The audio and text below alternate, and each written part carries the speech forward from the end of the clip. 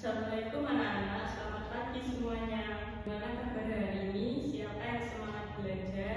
Sebelum kita mulai pelajaran hari ini, mari kita berdoa dahulu agar pelajaran hari ini lancar. Doa mulai, berdoa selesai.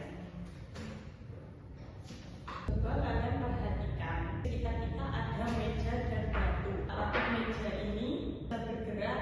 Apa manusia bisa tumbuh? Coba kalian perhatikan di sekitar kita, apa yang membedakan manusia dengan meja dan batu? Apakah meja bergerak?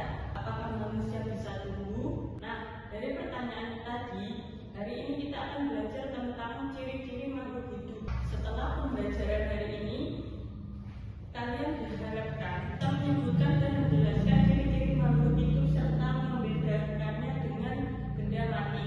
Perhatikan gambar ini dengan baik. Di sini ada hewan, tumbuhan, benda mati. Silakan amati selama 1 menit atau 2 menit benda yang ibu kasih. Ibu kasih contohnya tadi. Kasih pertanyaan ya. Apa bedanya kucing dan batu? Apa tumbuhan termasuk makhluk hidup? Tadi ada siswa yang bertanya, mengapa tumbuhan termasuk makhluk hidup? Menurut kalian, apakah semua yang bergerak itu makhluk hidup? Silakan angkat tangan yang ingin bertanya. Anak-anak, makhluk hidup itu memiliki ciri-ciri tertentu yang membedakannya dari benda mati. Ciri-ciri bisa kita lihat dalam kehidupan sehari-hari. Pertama, makhluk hidup bernapas. Manusia bernapas dengan paru-paru.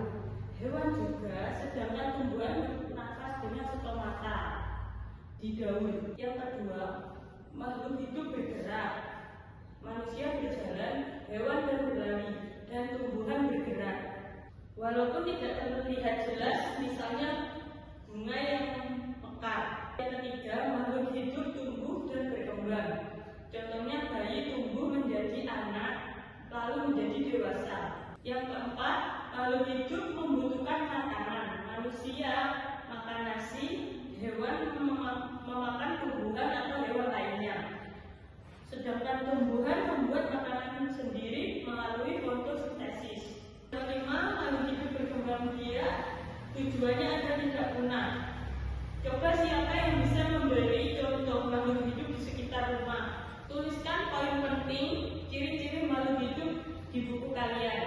Sekarang ibu akan membagi 4 kelompok, masing-masing terdiri dari 4 orang. Diskusikan dan kelompok mana yang termasuk makhluk hidup dan benda mati. Siapa yang sudah selesai?